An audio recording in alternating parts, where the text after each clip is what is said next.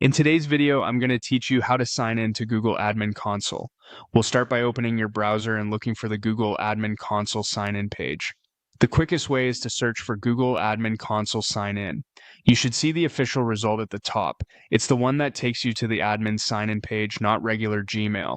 If you prefer, you can also type the address directly into the bar to go straight there.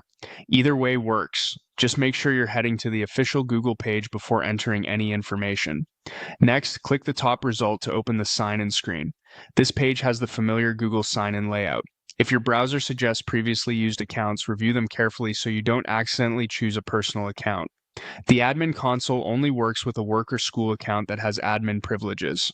Now, enter your work email and your password. This needs to be the account that's been granted admin rights for your organization's domain. If your organization uses two-step verification, be ready to approve the prompt on your phone or enter the code from your Authenticator app. If you see an account chooser, pick the correct profile associated with your organization. Avoid typing any sensitive info where it doesn't belong, and only sign in on devices and networks you trust.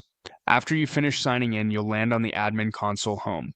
This dashboard is your control center. From here, you can manage users, groups, devices, billing, apps, and security settings depending on your role. If something looks different or options are missing, your account may have limited permissions, which is normal in larger organizations. You can use the search bar at the top to quickly find specific settings or the navigation menu to browse common sections.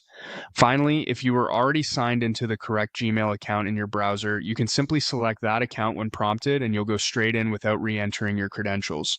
Just confirm it's the right work account, especially if you manage multiple profiles in the same browser. If you end up in a personal inbox by mistake, click your profile photo in the top right corner and switch to the appropriate account. That's it.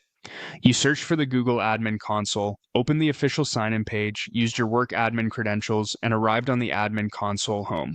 Pause here to get familiar with the layout, and you'll be ready to manage your organization confidently.